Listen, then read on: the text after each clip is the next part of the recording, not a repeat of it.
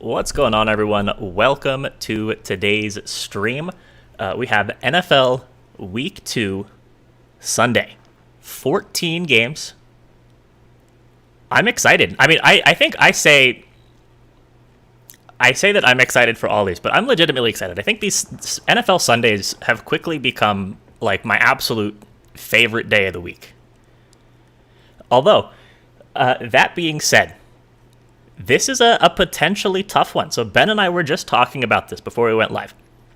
But week 2, in every sport, like whatever the week 2 equivalent is, but especially in NFL, week 2 is a toughie, right? You have 1 week's worth of data. We watched all of these teams play one game, and it can be hard to kind of figure out when is it appropriate to overreact or have a strong reaction. When is it important to kind of have a mild, more temperate reaction to what we saw in week 1? And a lot of that is reflected in the week 2 lines. There's definitely some spots where Vegas has reacted strongly, or the public has reacted strongly, which has then caused Vegas to have a corresponding reaction. And there's definitely some spots where Vegas kind of just didn't care, and the public didn't care. Yeah. But that's what makes it tough, right, Nick? I mean, yeah, exactly. There's no easy formula to say, well, we're just going to go against every team that played really well, who we had low expectations on, and then vice versa. Because if you do that, you'll probably just break even. Mm-hmm. Yeah, I mean, and that's not the goal. The goal is not to break even. The goal is to make money. Got to be a little bit better than even over the long run. So Larry called for attendance in the chat. What's up, Kramer? You T-Vald, right?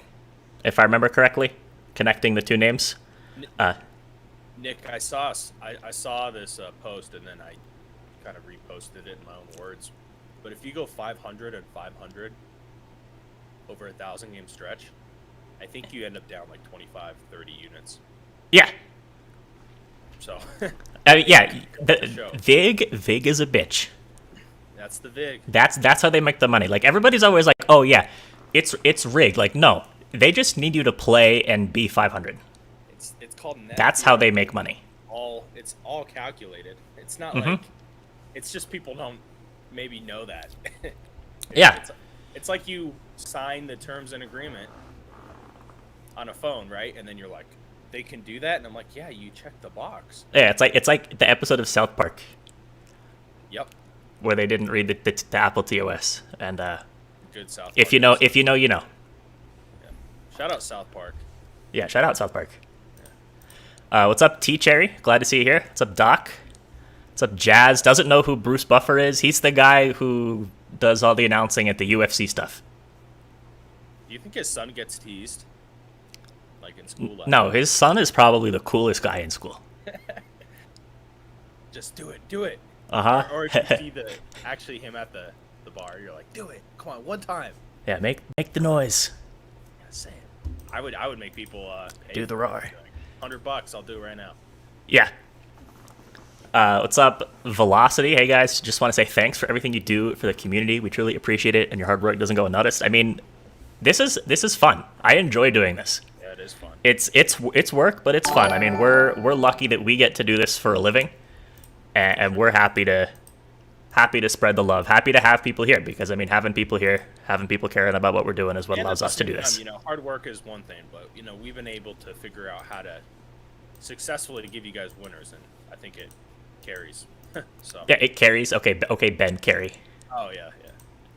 I did not intend for that, but hey, it happens. And what's up, R. Jonathan? What's up, boys? What's up? Thank you for the follow as well. Appreciate that. So, got a lot to talk about here. Yeah, with the attendance out of the way. Thanks for that one, Larry.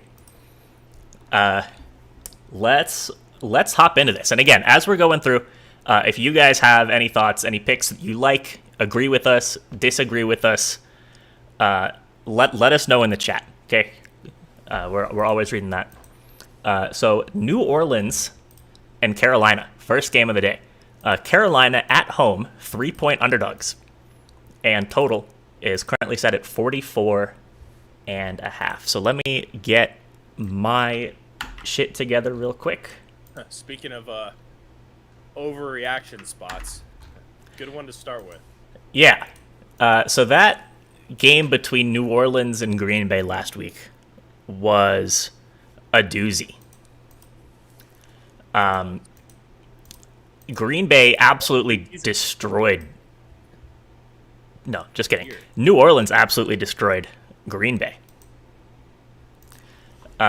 So we're seeing here, or I guess Ben, you were all over the under in that New Orleans Green Bay game last week. So what did you see, and how are you reacting? Are you overreacting? Are you underreacting? I actually think that play was, it should have been a more of a public play, but I think what happened is people saw Saints and Packers, right? And you just subconsciously think points. You're like, well, Aaron Rodgers and then the Saints, but the funny thing is, like, the Saints now are a better defensive team than they are offense, and that's probably been the case since even last year. Mm-hmm. So for me, that was probably the easiest play of the week. I mean, I gave it out as my best play, and this defense is really good. We know that, but I think offensively what we saw was, I don't want to say an anomaly, but I don't think Jameis Winston is throwing for, I think he had 4 touchdowns. Yeah, although it is kind of easy to throw for 4 touchdowns, relatively speaking, when you get the ball like in the red zone to start every possession. That is true. That is true. And I don't think that's going to happen today. And the reason why that happened is because they were going for it on 4th and whatever at their own 20. I'm like, oh my God, this is going to kill the under here. So anyways, the Panthers on the other side, I love this spot for them. Like, this is a beautiful spot. They're back at home. You have New Orleans essentially playing their second road game, right? Because they played in Jacksonville. So, second road game. I know it's not a crazy travel, but it's not in the Dome. And Panthers showed me enough that I think they can win this game. And I know the model says that, and I'm not just saying that. Spread's 3. I think Carolina wins outright. Yeah, so the model thinks that this is going to be a very defensive game. So we have a score from the model: Carolina 20.68, New Orleans 19.92. So we're looking at, again, like Carolina winning by a little under a point, and a total of in the 20 to 21 range. So the model favors Carolina and the under. I just think that, like, we didn't really even get to see what Jameis Winston can do because he had everything handed to him on a silver platter. Yeah, what's the narrative last week? I mean, I don't know. I think the narrative is that he led his team to a 38-3 win over the Packers. It is, and but he has LASIK, and now he's like borderline Pro Bowl quarterback caliber talent, and this and that, and I'm like, all right, whoa. There's been one game against the Packers defense that I always thought was questionable. So it's like, this is what we were talking about. You have to, and hey, we could be wrong, and Saints go whatever for 31 points, but I think based on everything you've seen in the past, this is just the classic spot. Mm-hmm. Yeah, I completely agree. So if we're putting in our leans here, I think it's pretty clear that we like Carolina. What about the total? Well, let me ask you this. Do you think these are correlated with the Panthers either covering or winning? I think so, yeah. I think if this turns into a big shootout, the Panthers don't really have a shot. 100%. But I think if we're looking at a more slow-paced defensive game, then we like Carolina, and we like the under. Give me 23-17. 23-17 sounds perfect. Yeah, that was more like a gold platter. Yeah, it was like, take the most expensive type of platter you can come up with, and that was the platter. It was like a golden, platinum, diamond platter. Bitcoin platter. Yeah, it was a platter made out of Bitcoin. NFT. Uh-huh. Don't get me started. The platter is an NFT now. What's up, McSneak? How's it going? So game 2. Another game that I think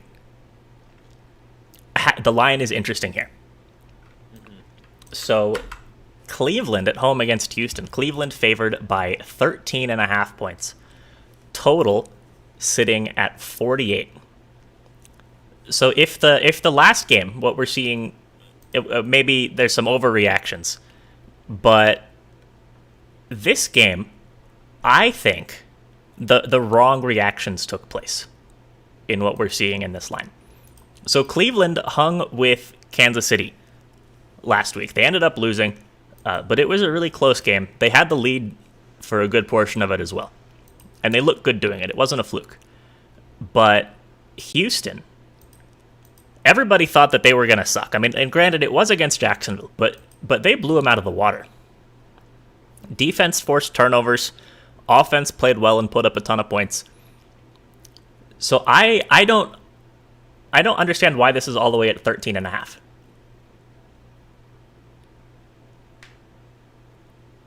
Yeah, I'm a little perplexed. Excuse me, because we kind of knew going into it, right, that the Browns were going to be competitive in that game, whether they won or not, and they were, right? I guess the Texans were upgrading them, but then, why is the line moving in the Browns' favor? So I personally hate this game. I'm staying away. I hate large spreads as it is, but I'm staying away. I would lean Houston, I guess. Oh, man. It feels uncomfortable to take Houston, doesn't it? It really does. But how bad is the Texans? Because going into the season, right, we basically crowned them the worst team. No Deshaun Watson. There was that cloud over the team's head. Yeah, I think that people said no Deshaun Watson, it has to be the worst team in the league. But I mean, Tyrod Taylor, like we were saying last week, the model had Houston beating Jacksonville last week with Tyrod Taylor at quarterback. And like he's not bad. Is he going to be an MVP? No. Is he in that 20 to 25 range probably as far as ranking quarterbacks? Yeah. And I mean, that's a guy who can win you some games, keep you in some other games. But that's the thing, Nick.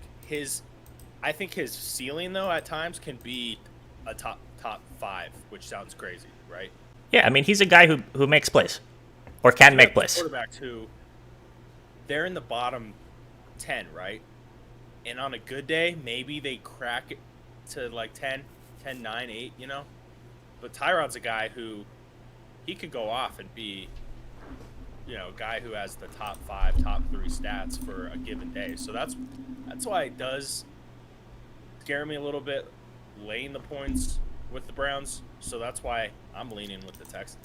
Yeah, I like the Texans in this spot. So the model has Cleveland at 30.22 points, Houston at 24.60 points. So one angle that I actually think is interesting, and this is the same angle that we used for a pick last week. So last week we had the Lions team total over 17.5 as an official play, and the model had them at like 24 points, and they hit that team total over. We don't have it as an official play. I made it a personal play this week, but Houston's team total is also sitting at 17.5 at plus money. So I think if you take that over, it's like a hedge between Houston covering and an over just for the game. Good old backdoor cover territory. Yeah, this one also screams backdoor cover. And I know that's like a cliche word to use, but when you have a spread like this, for example, let's say the Browns are up 20, right? Mm-hmm. They're going to be in some shell prevent defense, and Tyrod Taylor runs for 20 yards and then dumps down to Philip Lindsay, and all of a sudden they're in the red zone, and then they get a touchdown. Boom. I think my equivalent for this game is the San Francisco Detroit game from last week. I think it's like the exact same game. And I love when people are like, "Oh my God, it was so stupid that back door." I'm like, "Yo, we could have told you it had a good shot to hit that territory just based on the spread and kind of what we're expecting." So, Yeah. So if we're talking leans here, I think we're in consensus that we like Houston. Yeah, taking a side on the total or on the spread. And for the total, I like the over. yeah, I'll go over. I'm sticking with the model here. Model likes the over by 6 points. So game number 3, Cincinnati and Chicago. Game being played in Chicago. Chicago is a 1.5 point favorite now. Total set at 44.5. So this is another spot that I think that there's been a bit of an overreaction. Do you think that's fair to say? Definitely fair to say. So Cincinnati beat Minnesota last week. I don't think that many people were expecting that, but it happened. And Chicago had a game against the Rams. A very good Rams team at that. Yeah, very good Rams team at that. Yeah. So if we didn't know about week 1, what would the spread have been here? If we didn't know about week 1, it would probably be -4. Yeah, I was going to say like 4.5. Yeah. Not over 6, over 3. Mm-hmm. Somewhere in that range. Yeah, so with Cincinnati, I think like it was an overtime game. They're a bad bounce somewhere away from losing that game instead of winning it. Mm-hmm. So I think that this should be in like the 3.5 range. Yeah. After what we know from week 1. If the Vikings win that game, I bet this opens at 3.5. Yeah, I agree. And another thing here that I don't think, or I haven't seen anybody talk about at least, is this is our favorite narrative of all time, the revenge spot. So this is Andy Dalton, revenge spot 2.0. So he started a game last year for the Cowboys against Cincinnati. Because again, of course, he played for Cincinnati for the first many years of his career. Dallas is a good team. Was a good team last year, even without Dak. They were decent, I guess. But he won that game 30-7 against Cincinnati. Is this one going to be 30-7? No. But is Andy Dalton going to bring his A game, both fighting for his job and fighting against the team that kind of just cast him out? Absolutely. I think Dalton brings his A game here, and I like Chicago quite a bit. Yeah. So one point that I haven't heard many people bring up on Twitter, anywhere I've seen, Justin Fields. Now, I don't think he's going to play over 10 snaps in this one. What was his snap count last week? Could you pull that up for me real quick? Yeah, give me 1 second. But that's enough for the Bengals defensively to have to scheme for him, because he's a completely different player than Andy Dalton. So they have to, throughout walkthroughs and practices, of course, they have to prepare for what they're going to do if they see him. So what that does is it takes away reps from what they would do when they see Andy Dalton. And it's actually somewhat brilliant that they have that in place. But the flip side to that is, should Fields just be starting as it is? And maybe in general that would be a better decision for the Bears as a whole. But I think it complicates things a little bit. If it was just Andy Dalton and no Justin Fields, I don't think the line moves, because I'm getting super deep with this, but my personal confidence in playing this, I feel better with that situation. I know that was very deep, but hey, that's okay. That's what we're here for. Yeah, we're playing like the reverse psychology. Yeah. You know the public's thinking about that stuff, right? Yeah. Yeah. So, anyways, real quick before we hop on into the next game, the spread bets, and its handle definitely lean to the Bears. I'm a little surprised to see that, but it looks like it's 56% bets, 75% handle via points bet. So just interesting. Thought I'd share that. And I also lean over too, by the way. All right, yeah, I'm on board with that. So we'll throw in Chicago and the over as our leans. Game number 4. We have the Las Vegas Raiders coming off a nice win against Baltimore on Monday Night Football. And we have the Pittsburgh Steelers coming off a nice win of their own against Buffalo in Week 1. Pittsburgh favored by 6 in this game, and the total is set at 46.5.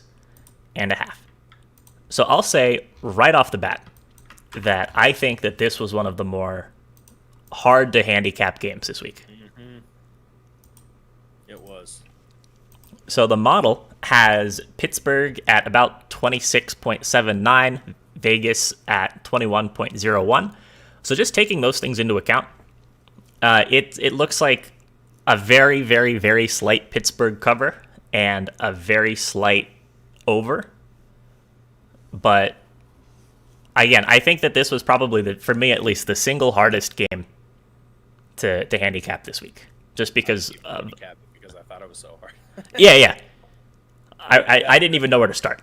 Yeah, because I'm like, oh man, the Raiders look better than I thought, but then the Ravens had issues, and I think they even had maybe defensive injury too, right? Or am I just trying to Marcus Peters? Oh yeah.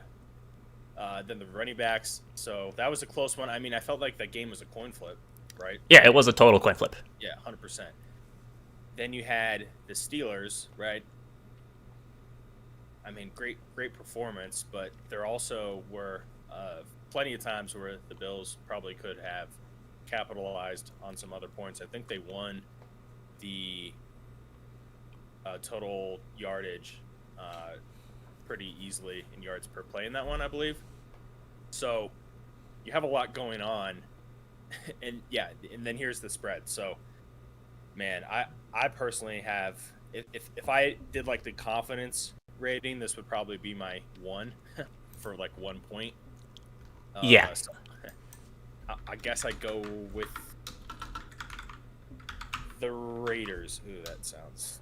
I'm happy to just throw a fade up for this one. Big fade. A big fat fade. I'm curious. Does anyone in the comments, any viewers, have an angle on this that maybe we're missing? Yeah, I haven't seen anybody talk about this game. I know Hector. He's SH8 model in our Discord. He's a subscriber. He commented on our Instagram because I said, who is a 6-point favorite that's most likely to lose? He did say Steelers, but I didn't really hear why that was, so I'm curious. Maybe he's watching. If he is, let me know. But yeah, this is a fade spot. I've got absolutely nothing here. Yeah. So. Oh damn. Yeah, oh yeah, that was announced earlier in the week though. Yeah. I think. But yeah, I think that's why it would probably be closer to 5 maybe. Mm-hmm. Yeah, I mean it is a running back, not a great,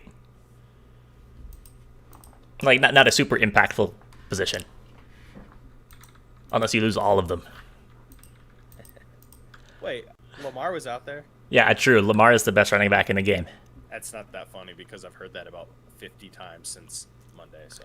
Yeah, it's. What do you mean all your running backs? It's like it's an anti-joke at this point, just because everybody is already expecting it.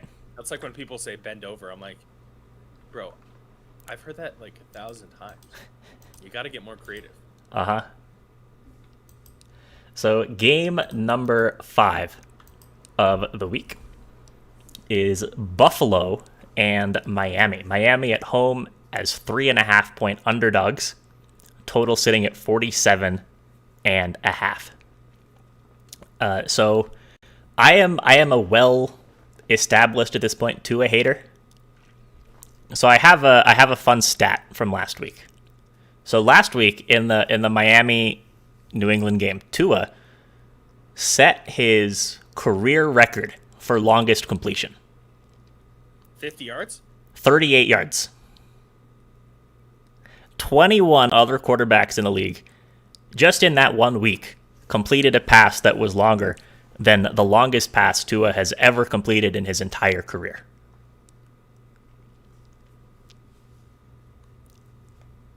Is that not just mind-blowing? It is, but isn't. But that's just because I know that he just hates taking shots. But at the same time, I'm like, man, that's wild to me, though. Yeah, I did like a really, really, really deep dive into this stat in the offseason. So that 38-yard like longest career pass, even just breaking it down at the season level, you have to go back to, I think, the early 2000s to find a guy who played as many snaps as Tua did and had a shorter longest completion. It's just insanely timid, whether it's play calling or whether it's him. There's just no big play threat. But they won last week, Nick. They did because their defense is decent to pretty good, and New England is also not all that great. New England, to me, Nick, is we'll talk about them in a sec, but they're going to get better throughout the season. But back to week one, I mean, that was a coin flip game, too. Oh, yeah. I mean, 17-16 game, bad turnovers. If I love doing this because it's important. If he doesn't fumble and Patriots win, this is probably 4.5. Yeah, I mean, and if Buffalo played better in week one, this is 6.5. Mm-hmm. So let's talk about the 3.5 because this is always important, and people are always like, "Oh, no, it's not a field goal. Do I buy the hook?" All that kind of stuff. What are your initial thoughts when you hear that, Nick? Putting you on the spot. I mean, buy the hook or stay away because it's 3.5. I say no. I think it's not really ever a good value to buy points. You might disagree here, but I mean, a really good rule of thumb. I think there's you could say 99% of the time for me, maybe, well, actually higher if you're talking about every game across the board, 99.99% of the time. Because you're sacrificing potential winnings for less risk, but if you're not calculated in how you're doing that, you're kind of just blindly putting an extra chip on red or, whatever it may be, if that makes sense. Yeah. I think there's plenty of, like, if you just look at all of the data, you look at every point spread that's ever existed, and it turns out that if you buy the hook, it's a minus EV play over the entirety of history. Thank you, M. Laner, for the follow. Appreciate that. Nick, I think I saw a stat, and I really have to find this because I keep bringing it up, but I don't have it in front of me. I really do believe that it was teams minus 3.5 cover those spreads more than teams cover minus 2.5. Yeah, I mean, because Vegas is so sensitive with these key numbers, right? That if you see a team at right, they kind of play with you. Mm-hmm. If you see a team at 3.5, like, there's a very strong reason that they're not at 3. Oh yeah, and it's because if they were at 3, boatloads of money would come in on them. That 0.5 change in the NFL for books is like $1 million, or maybe even more, like a swing, right? It's insane. Mm-hmm. Yeah. So. And thank you, Indie Animal, for the follow as well. Appreciate that very much. Yeah, you really need to be certain if it's a 3.5, and I think we are because we like Buffalo here. Yeah, I like Buffalo in this spot. I think that the performance in Week 1 against Pittsburgh was not great, but I think that they bounced back. I think that Miami's a great team to have that bounce back spot against, and I think that Miami's a little bit overrated coming off the win in Week 1 against New England. If Miami comes out and wins this game and Tua has a really good game, I will tip my hat and say, hey, maybe I'm wrong about Tua. Yeah, I'd be surprised, but I mean, I've been surprised before. I've been wrong many times before. It's part of doing this. You're going to be wrong a lot. Just got to be right more than you're wrong. 55% of the time, ish. Yeah, well, depending on your rightness and wrongness vig Yeah. and the lines that you're getting. Exactly. Or maybe you just bet your neighbors and then you have no vig. Yeah. We don't do that here. That's true. No, we frown on that. We barter. If I win the bet, I have to, or you have to shovel, and then vice versa, and that actually happened. Yeah, and you know who never had to shovel the other person's driveway? Hopefully, this is legal because we're just self-incriminating ourselves. I think that's fine. I think it actually is legal. You're just not allowed to take a rake on it. That's what makes it illegal. Founders go to jail betting on shoveling. Mm-hmm. Front page, New York Times. Alrighty. Yeah, well, so here's the thing, right? So if taking a rake is what makes it illegal, then it's completely fine for us to bet shoveling. But if it was raking leaves off of each other's yards, then it would be illegal. I don't like that joke. Why not? Anyways. Yeah, anyways. I like Nick. No, I'm going under. Yeah, so the model likes the over. I actually am with you here. I like the under.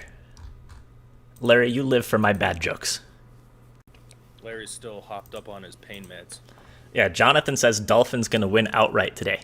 It's possible. I'm just not counting on it.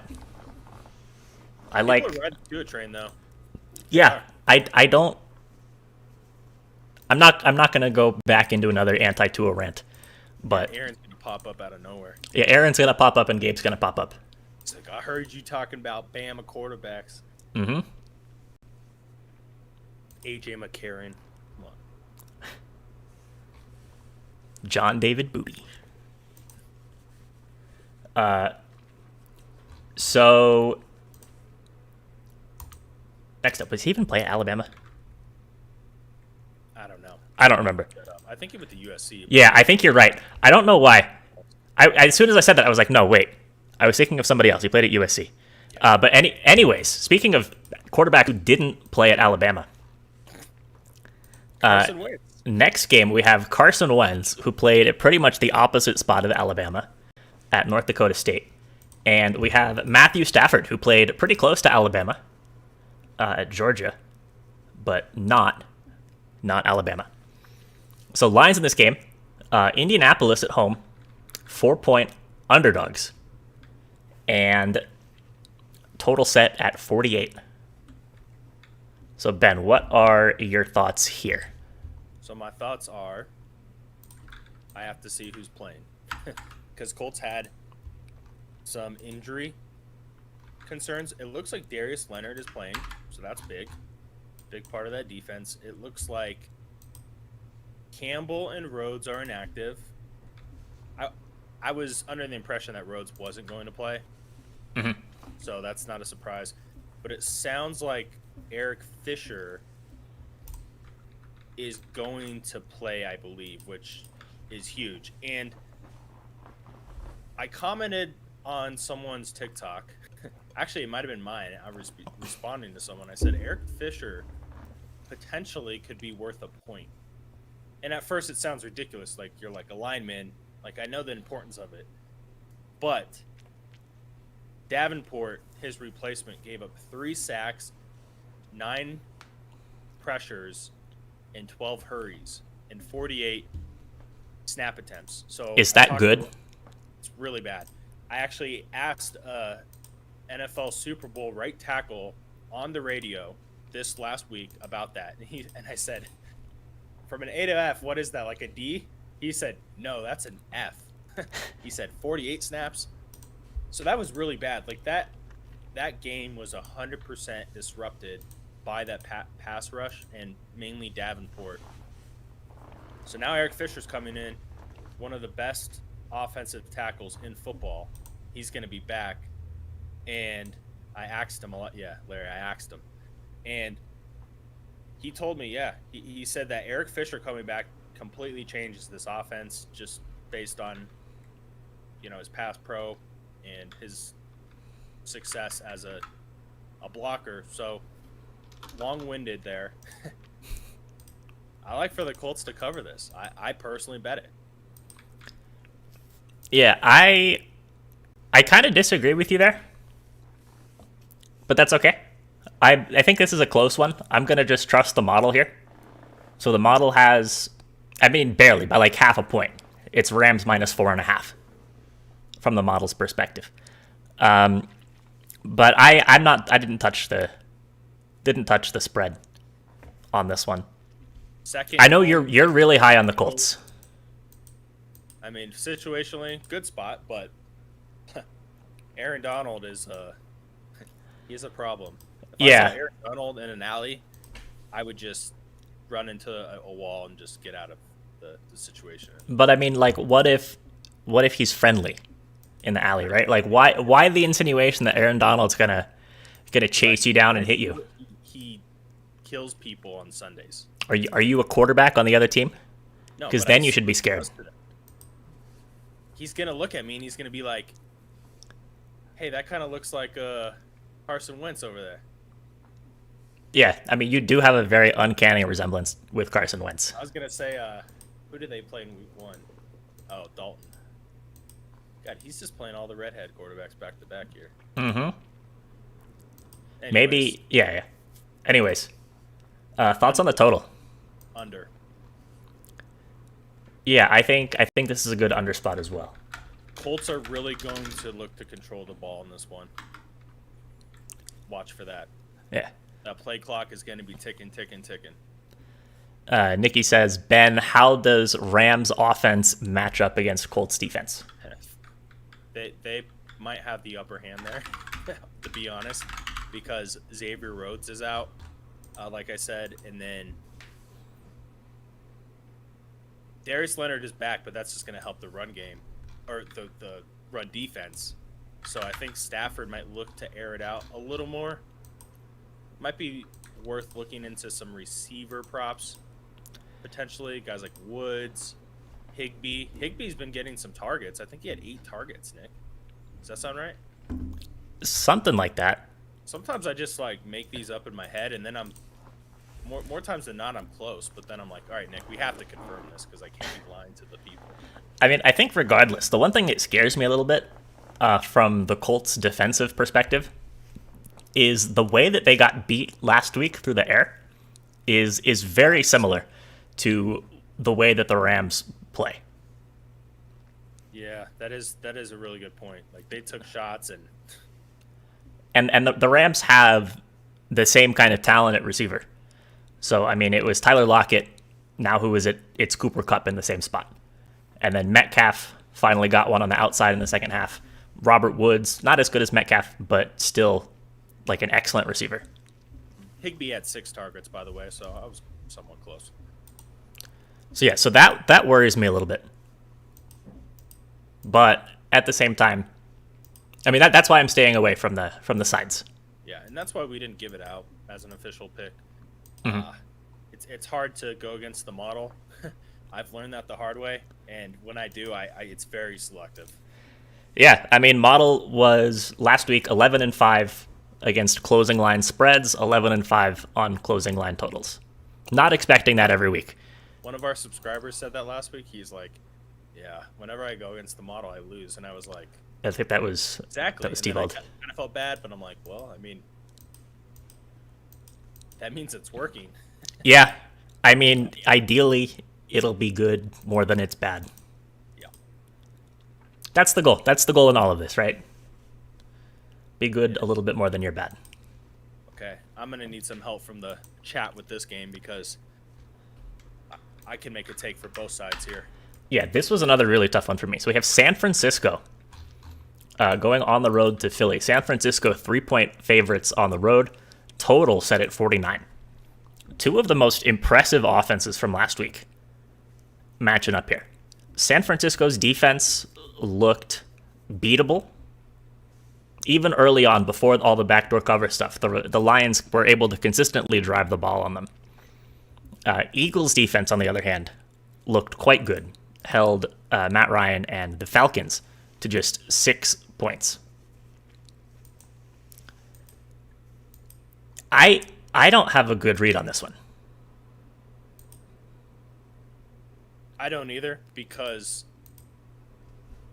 well, first of all,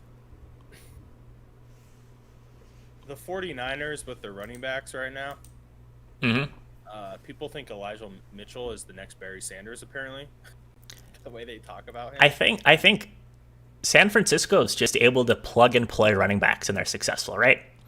In the Shanahan era, over the years, how many different guys have they just put in there and they play well? And then 2 years later, you're like, Carlos Hyde was a thing? Yeah, like who? Yeah. So, great point there.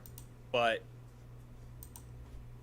when I'm looking at this game, it's hard for me because I think that the Eagles still aren't a playoff caliber team. And I know you might disagree, or at least you're shaded more that you think they're a playoff team than a non-playoff team. I think they're in that division. They're a potential playoff team. Yeah. I don't think they're a potential wild card team. They could win that at 8-9, maybe. Definitely 9-8. They probably win that division. But I'm staying far away from this one. I don't know what to expect. I don't know. Yeah. I guess I lean with the 49ers, but I'm looking at the handles here. Of course, that's Ben, public play. we're not gonna let the handles make the pick for us. No, if it's just a toss-up for me, I can take a look at it. I'm just sharing with the public. I want to let them know the numbers. Yeah, let them know. But I agree, that's not why I'm playing this. It's not even a really heavy public play, actually, either. The biggest ones are the Rams, Buffalo. Oh, those are the two biggest. So, yeah, this one's moderate. It's only 67%. So, yeah, nothing crazy. So the model likes San Francisco to cover. Again, it's another one in that 4.5 range, so not anything crazy, but does have them covering the 3. And it likes the under at 49 just a little bit as well. Model spread coming in at about 47.9. So no strong opinions really either way, within 1.5 points. I don't see 50. I'm still seeing 49.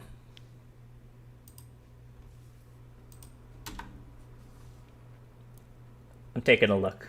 I see a 49.5 on FanDuel as the highest number that's out there. Everywhere else, it's at 49. I guess I lean under. Yeah, it makes me feel a little bit uncomfortable, just based on what we saw last week. Mm-hmm. But yeah, I mean, do you want to put down Niners and under as our leans here, or do you want to just throw this up as a fade? I would say fade unless you feel strongly.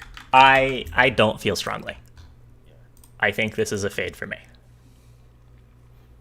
Shout out Kenny Gainwell, though. I've been on that guy. Yes, you have. So next up, we have your Denver Broncos and the Jacksonville Jaguars game down in Florida. Jacksonville 6-point underdogs at home. Total in the game is at 45. Jacksonville, probably biggest disappointment one of the biggest disappointments last week. I guess Green Bay has to be the biggest disappointment. And Falcons are there too. And Falcons, but yeah, everybody was on Jacksonville. I think everybody in their survivor pools had like Jacksonville was the public play, if there is such a thing as a public play in survivor pools. But they really shit the bed. Denver, on the other hand, looked pretty good, I would say. I don't know how much of that was the Giants' defense being bad, but ask me in 4 or 5 hours, I'll let you know. Mm-hmm. So the model here, I guess, actually, Ben, you start this one off. This is your team. I almost want to put trap in the Capwise leans. section, and here's why. A few reasons. So obviously Denver seems like the pretty popular public play. Looking at it, 76% of the bets, 78% of the handle going on Denver, no surprise. But this is Denver's second straight road game. It's an early start time. Traditionally, they've done bad in those early slots on the East Coast. I don't think the Jags can play as bad as they did in week 1 just on their own. But the defense of the Broncos could really give them fits. I could see some defensive turnovers and scores in this one. But as soon as you start to hear these trends about like Teddy Bridgewater, how he's this amazing quarterback against the spread, it gets to that point where maybe the market is aware of that, but then at this number at 6, you're like, I don't know. But 2, Teddy Bridgewater in those games, he would have had it been an underdog in about 90% of them, I assume, right? Or very close to 0. They're 6-point favorites. So now I'm like, is this Teddy Bridgewater's first game as a starter? Getting 6? Again, I didn't look this up. It has to be one of the only ones. Yeah, I would imagine so. So anyways, where I'm going with this, I think 6 doesn't seem like a lot against a Jacksonville team, but I'm staying far away from this one. Yeah, so the model actually has Jacksonville winning this game, which I thought was quite surprising. Although, in a way, it makes sense because it had Denver losing last week to the Giants as well. So I think it is just really down on Denver's offense. It's going to need a couple more games worth of data to kind of get them back. Well, if their offense is good, it's going to need some more data to see that. If the offense is bad, then we're good.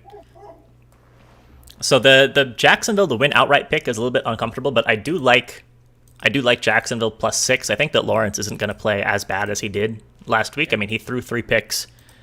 I doubt that he's going to throw 3 picks again. Total wise, my first impression would have been the under, like D-Flight said. Yeah. Model has it over by 0.2 points. I mean, but that doesn't really mean anything. And I'm even seeing a 45.5 at FanDuel, which would make this an under lean as opposed to an over. Oh, Nick, one other thing I didn't even mention. Ronald Darby, starting cornerback, is out. Yeah, and then Judy is out, of course, also. Yeah, Judy's out. And Judy is Bridgewater's number one guy. Not just the number one on the team. Like, he really likes to throw to Judy. So you may be surprised to see... Well, you won't be surprised if the Denver offense struggles a little bit because of that, but I think what you will be a little surprised is if guys like Shark and Jones and Chenault have pretty big games. Mm-hmm. And I'm very curious, out of those guys, Nick, who do you think's going to have who do you think's going to be that guy who number maybe has a really big game? I really don't know. I think we need more time with Trevor Lawrence. Yeah. To see who's going to kind of be the preferred options. I think if you're looking from a DFS perspective, Marvin Jones is probably the best value option. I played Marvin Jones in my lineup last week, and that worked out quite well. But, I mean, of course you think Chenault. You're a huge Chenault fan. Well, he had, let's see here, he had 7 catches. I know it's one game, but 49.5 is his receiving yards prop number. That's tough. Yeah, I'm gonna plead the fifth there. I want to see more data with Trevor Lawrence. That's where I'm at. But overall, I'm telling you guys, this isn't going to be a walk in the park for Denver. It's not. So that's what I got to say there. So yeah, I guess I lean Jags plus 6. And I think I'm going with the under, Nick. I agree. Yeah. So game number 9, unless you have anything else to say about that, Nope. is the New England Patriots and the New York Jets. Jets, again, just like the Jags are, 6-point underdogs at home. Total here is set at 43. 2 rookie quarterbacks in this one. Don't see that often in week 2. No, it's really unusual. Neither of them looked great. They both had flashes of playing well. They both had flashes of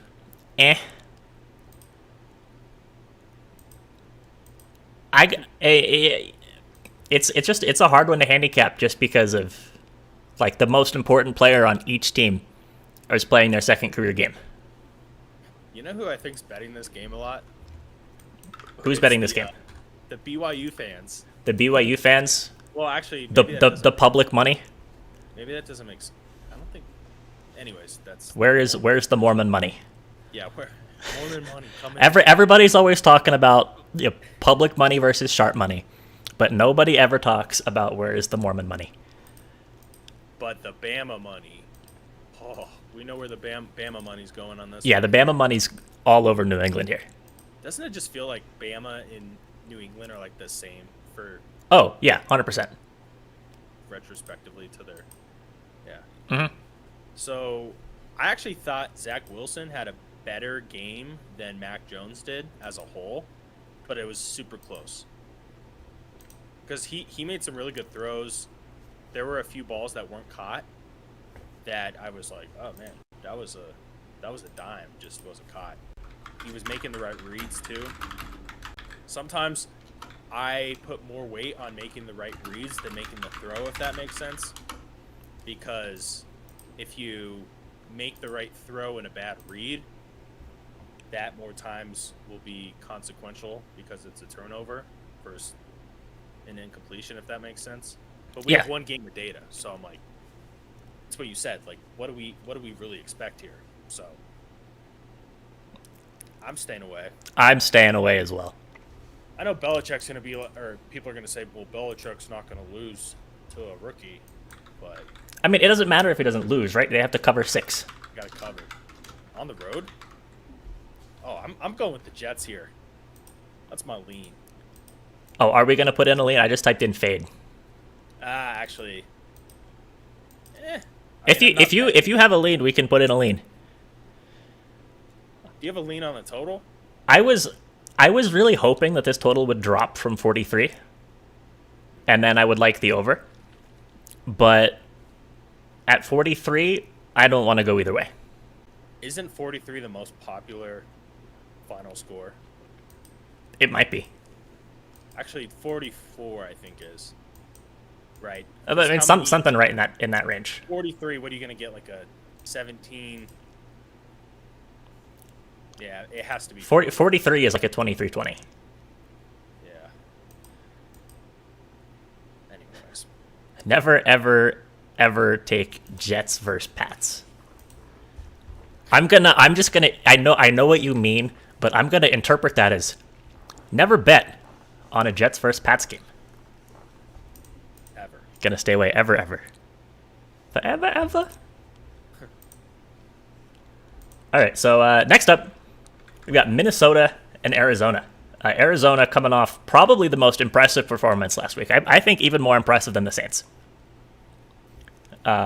Favored at home by 3.5. Total set at 50.5. Ben, anything here that you like? Everyone loves the over. Understandably so. I mean, it's not even. I mean, it barely cracks the top 5 for highest totals. My this Mormon week. neighbor down there was all over the over. Arizona's offense looks so good, but then again, Tennessee's secondary is they start 4 slices of Swiss cheese. It's just very easy to throw the ball on them.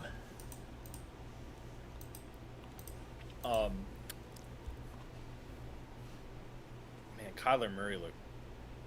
Honestly, the Cardinals might have looked the best of every team in the NFL last week. Yeah, that's what I was saying. I think that they had the most impressive performance considering how they played and who they were playing against.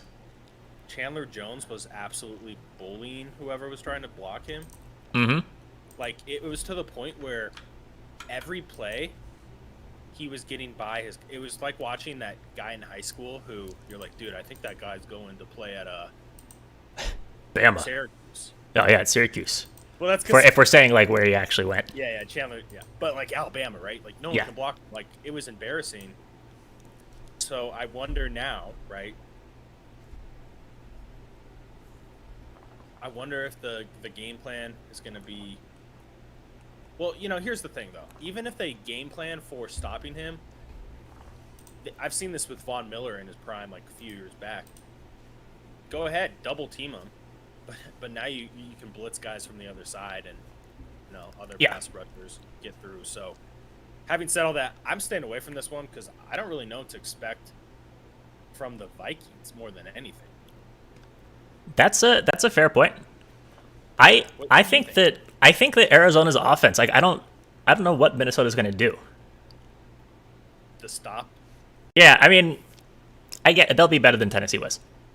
Yeah, Tennessee was. But still, if I had to make a lean here, I'm actually taking Arizona minus 3.5. I agree. After what we saw last week, I think I'm surprised it's that low, if I'm being honest. And I will say this narrative is out there. I've heard it from guys I do trust in the space that Mike Zimmerman has lost, or is it Mike Zimmer? Zimmer. Mike Zimmer. All the Zimmermans play baseball. Yeah, Zimmerman. He's lost that locker room. So take that with a grain of salt. Put that through your Swiss cheese. There's like the vaccine stuff where he's like, if you don't do this, you don't put the team. So I don't know what's going on. Again, I haven't been in the locker room. Nick hasn't been in the locker room, so it's all speculation. But that's why I'm just staying away from this one. I don't have any bets in this game. Okay, yeah, I'm gonna go ahead and throw up Arizona minus 3.5 as a lean. Okay. No leans on the total, but I do like the cards here. Next game, we have Atlanta and Tampa Bay. Tampa at home, favored by what was 12.5 when I put it in. I think it's up to 13 now. Mm-hmm. And then a total of 51. I'm still saying 12.5 is consensus, but it is 13 in several spots. So speaking of overreactions to week 1. Does this not feel like a bit of an overreaction? It does. So let's play that game we did with putting aside week 1. Mm-hmm. What's the spread? I think the spread, putting aside week 1, is 10. I was even gonna say like 9.5. Yeah, I was thinking 9.5 also, but like in that 9.5 to 10 range.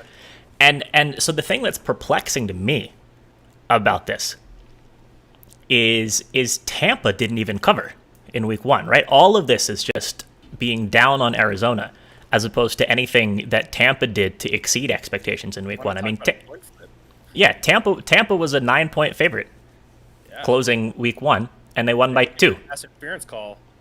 It's a different game. Yeah. And I don't think that Atlanta's offense is going to be as bad. Like, they can't be as bad this week as they were against Philly. And Bucks have a great defense, but we have to remember Falcons aren't really looking to run the ball anyways. Not that that's a good thing. I mean, you have to have some established run game to be an successful team in the NFL. But at the same time, Falcons know what they're going to do well. They're going to air the ball out to Ridley, Gage. Pitts, I think, is going to have a big game today. And what's his face? Oh, man, I always forget his name. Who got hurt for the Bucks? Dislocated shoulder. Was it Bunting? Yeah, Sean Murphy Bunting. Yeah, so they're without Bunting, and we saw what the Cowboys did to them.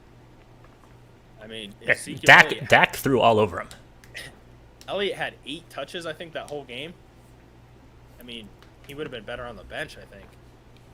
So, Falcons actually, on paper, offensively match up kind of well here. Yeah, I think they do as well. We're talking 13 points. I think the 13 is way too many. I Model got Falcons here. Yeah, I'm going Falcons too. Model has Tampa by 6. So it's like I guess basically the same as the Cleveland and Houston game as far as what Vegas has given us spread wise and what the model likes. But I'm with you. I love Atlanta plus 12.5 here. And if you can get it at 13 on your book, even better. Can anyone find a 7 first half? Probably not going to get that, huh? Probably going to be 6.5. Maybe. I'm on record. Actually, I might be right at 7. I'll bet plus 7 first half Falcons. I'll do it. I'm not going to stop you. So as far as the total is concerned, any leans? I mean, I'm kind of feeling an over. I think Tampa's going to move the ball, and I think Atlanta's going to move the ball, and at 51.5. I mean, Model's got it at between 53 and 54. Comes down to red zone. If they can get the ball in the end zone, this is probably flying over. Yeah, and on both those. Yeah, I think over is a lean. Falcons is more of a better play. Guys, it's not an official pick that we gave out, by the way, but I do like Atlanta here. Yeah, let me know what you guys see for first half line. So next, you see 12.5. Yeah, on DraftKings. For what? Sorry, full game. Oh yeah, the full game is 12.5. Oh, okay, that's right. Yeah, I think it's 13 in a couple spots. I have Vegas Insider up. It's 13 on Caesars, 13 on WinBet, 13 on PointsBet right now. So next up, we got 20 minutes, so let's try and hop through these on the quicker end. Tennessee and Seattle. Seattle at home favored by 6.5, total of 54. So for me, this is a tough one. You have one of the most impressive teams from last week in Seattle relative to who they played, and probably the most disappointing team. If Arizona was the most impressive team, then Tennessee kind of has to be the most disappointing team from last week. Yeah. Matched up against each other. Model doesn't really see any edge. It's like Seattle by between 5 and 6, and then a total of like 53 point something. So basically within a point and a half. I don't know if 6.5 is like an overreaction or an underreaction to what happened. So I've got nothing here. Ben, do you feel any differently? Do you have any leans? So here's my thinking with this one. I honestly think the better bet versus the Titans plus 6 and the money line is the money line for the Titans. So if we're going off overreactions, right? Yeah. You had Julio Jones coming in first game, right? Like, did we really think Julio was just going to hop in there and score 2 touchdowns and have 100 yards game 1? I mean, anything short of that is a failure. If he doesn't do that every game. Yeah. I mean, that's the way... 1,700 yards, 34 touchdowns. I remember Not bad. when this news came out, the Titans Super Bowl odds like jumped up, or went down, and then their win total jumped up a whole win, right? And one game, it doesn't make or break that, and the again, Chandler Jones just completely disrupted that offense. So for this one, I kind of like the value at plus 220 on the Titans. What are your thoughts? I think that's a reasonable take, actually. And another thing is that in the game against Arizona last week, like, Arizona was up so much so early that it's hard for the Titans to play the way that the Titans want to play. Right? They wanna pound the ball with Derrick Henry. I mean, they also want to use the good options in the passing attack, but Henry is the go-to option. And it was not practical to give Henry 25, 30 carries. No. So if this one just is closer, Tennessee's going to be able to play the way that they want to play more on offense. And I think that favors them. Mm-hmm. So I don't disagree with the Tennessee pick. I'm going to look into it more later on to see if I'm actually going to play it, but I like your angle there. Yeah, I'm glad it's a later game because I was talking to another guy and he said, well, if this is within 7 points, Henry's going to have way more touches. Just kind of what you're saying, right? Mm-hmm. They're a team that if they're up or close, kind of reminds me of the Ravens, right? When the Ravens are up, I think they're a completely different team. Oh, yeah. It's a team that struggles to come from behind. Mm-hmm. Other teams, like the Bucks. Bucks they're fine with playing from behind. Tom Brady's probably like, well, if we hypothetically, if we can have the ball down 3, going to score and win, he might take that.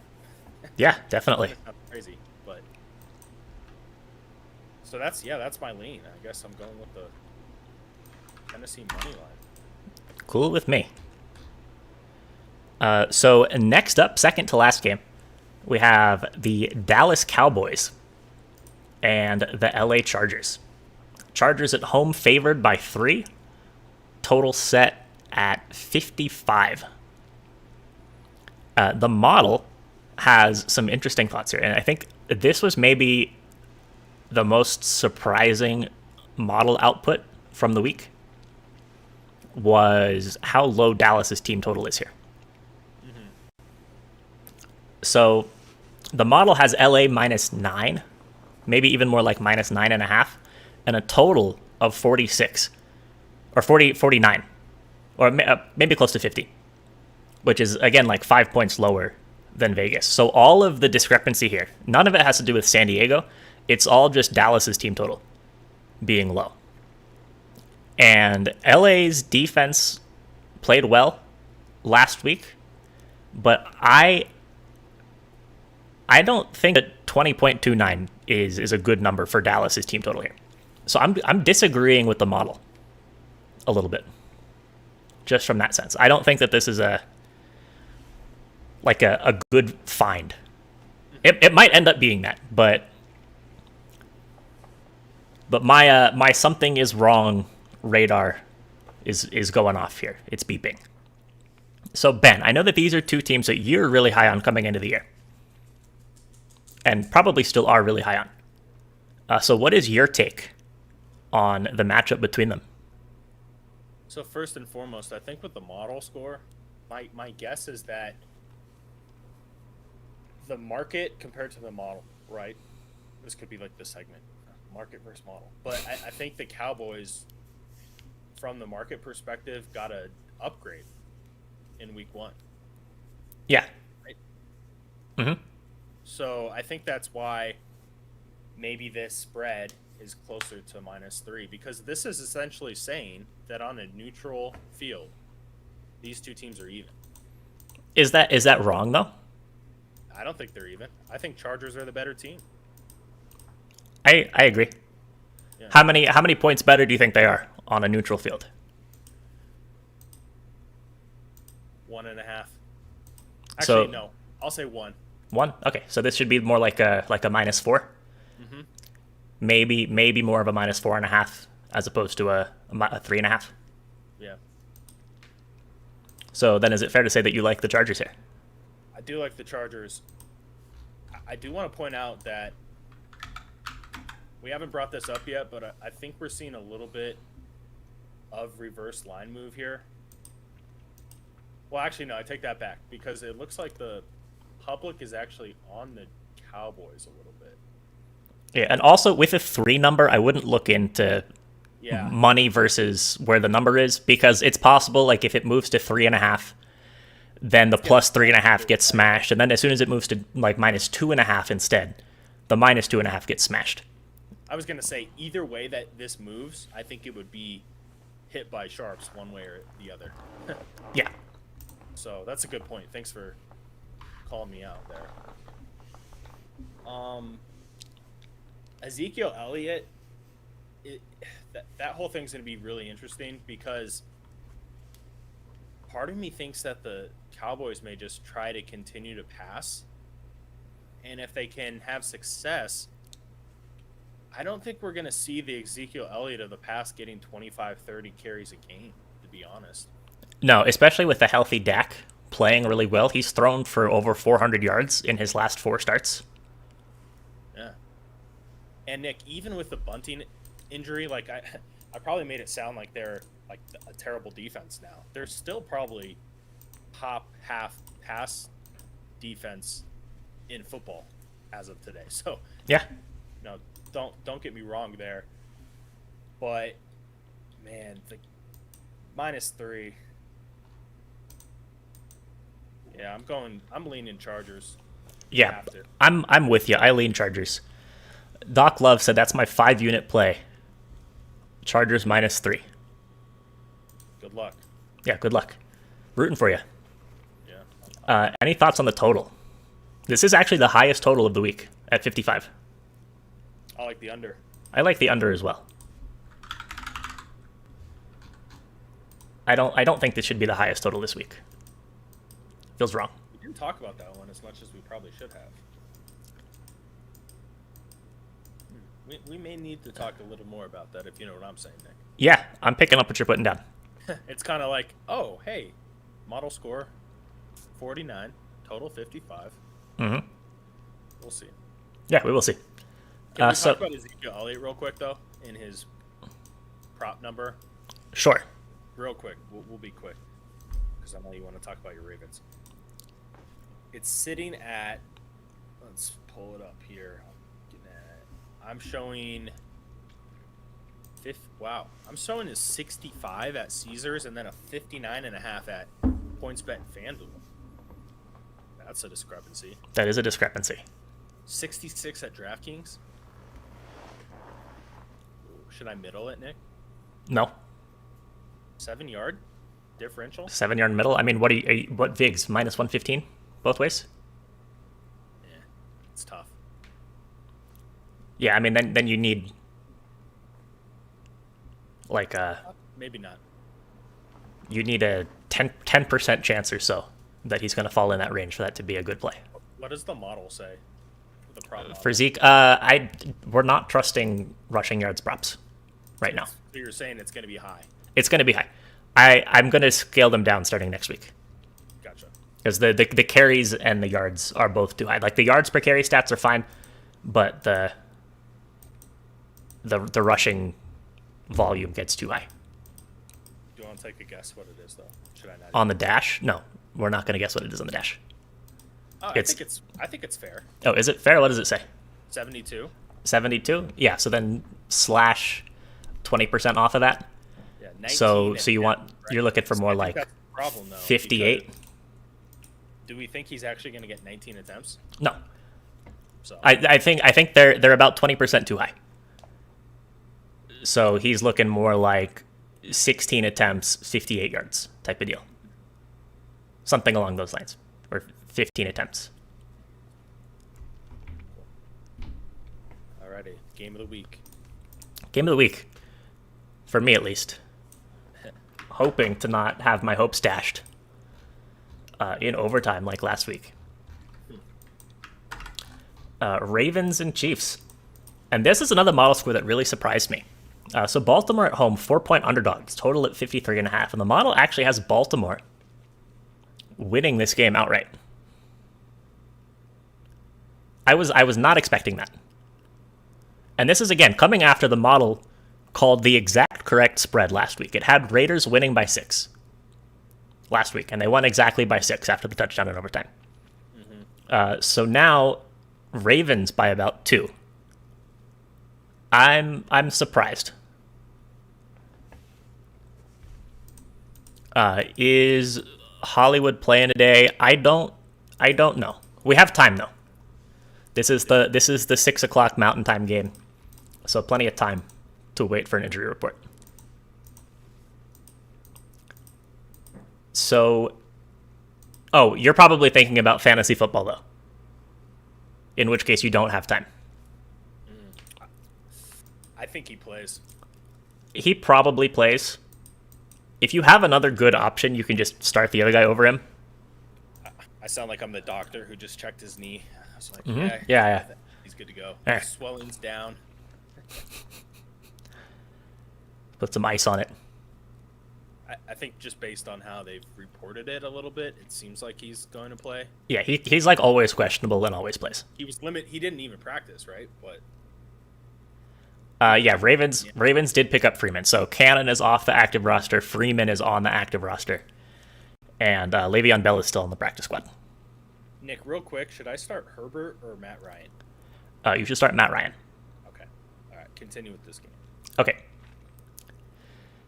So I will say, so despite the loss, I was actually impressed with what I saw from Baltimore last week. The running game was fine. Tyson Williams played really well. Latavius Murray played really well. Lamar Jackson was himself. It was more just getting owned by Darren Waller. And then just a couple bad sequences. Yeah. So I think from an offensive perspective, the Ravens are going to be fine. The defense is what worries me a little bit, especially against Kansas City's offense. Kelsey? Yeah. Kelsey's a little bit of a different type of threat than Waller. Yeah. I mean, they're just slightly different profiles for being tight ends. I mean, Waller was a wide receiver in college, and he was drafted as a wide receiver and didn't transition to tight end. So, I mean, he's a little bit more of a vertical threat. On the outside versus Kelsey likes to kind of roam around the middle of the field, right? Yeah.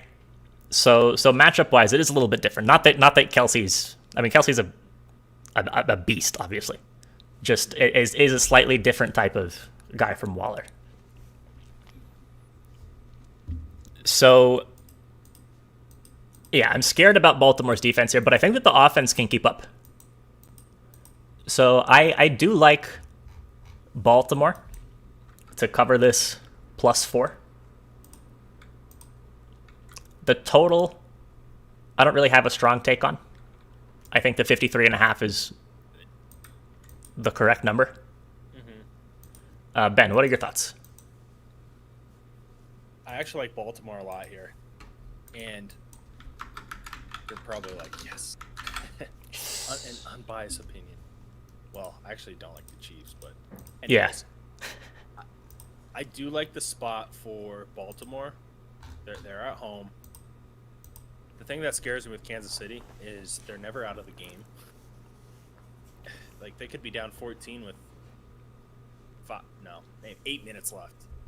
And it feels like it's still like a field goal game, just the way the offense is. So that's always scary. But at the same time,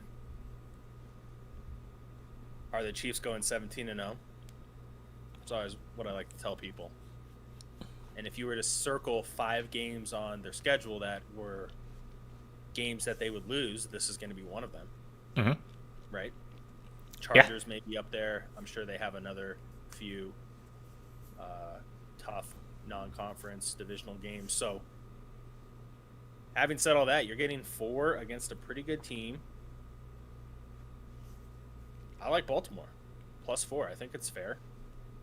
Yeah, I mean, and then if it's a field goal game, we win. Yeah. So, over for me too, though. Okay. I will tack that one in real quick. What's your biggest take for the Ravens winning? Probably not Baltimore money line. I think Baltimore plus the points. Yeah, sorry, I was a little misleading with why I said like So I think if Baltimore's going to win, it's just hold Kansas City to field goals is the key to victory.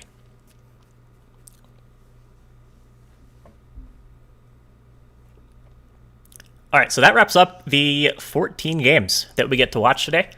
So while we have a couple minutes before kickoff, let's do our best bets for the day. So Ben, could be anything at all. What is your favorite play of the day?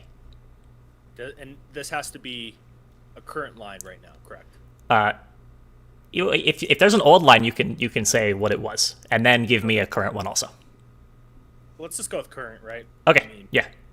We don't want to, say, oh, I got this at +8, and it's +12. Yeah, you're patting yourself on the back. Yeah, exactly. We're here to give out useful information, not pat ourselves on the back. We'll fine with this play. Do I want to give that one? Yeah. Okay. Yeah. Going with the Panthers +3. Panthers +3. Yeah. So we locked that in as an official pick back on Wednesday at 3.5. Like it more at 3.5. Still like it at 3. So I'm gonna go actually with the prop as my favorite play today, and that is going to be Matt Ryan over 282.5 passing yards. The Falcons are just going to completely abandon the run, like they did last season when they played Tampa. Ryan's going to throw the ball 45, 50 times, and with all the receiving threats and the injury to Murphy Bunting, I think Ryan goes for 350 today. Yeah. I think Pitts has a big game too, Nick. Mm-hmm. But we'll keep it simple, Matt Ryan. Yep. So there you have it. Thank you all, as always, for being here today. We broke the NFL stream concurrent viewer record. Yeah. So appreciate that from all of you. I think we hit the highest I saw was 32. Nice. So that's nice. Appreciate that very much. There, you were a part of history, man. Mm-hmm. We'll make it an NFT. An NFT, yeah. Anytime anything cool happens, I'm just gonna resort to. Yeah, make it an NFT. It's gonna be funny, Nick, when our company is valued the most because of NFTs. We turn into. Yeah. That's gonna be great. I keep saying, like, if we're gonna do NFTs, we have to do like our good bets and our bad bets as NFTs. I mean, Nick, look at DraftKings. They're doing NFTs now. Yeah. So. I think Larry would buy our NFTs. But yeah, you've seen the links for the Discord and the dashboard in the chat, so make sure you check those out if you have not already. See you tomorrow for Monday Night Football picks and props. We're going to be on at 4:30 Mountain Time. I have some good props in that one. Yeah, I'm looking forward to it. It's going to be an exciting game. Really good opportunity in that game. So yeah, we'll see you then. Packers. And let's go watch some football. Yeah, go Broncos. Go Ravens. Go all of the teams that you bet on, unless I bet against them. Fair. And with that, Right, you guys. we'll see you tomorrow.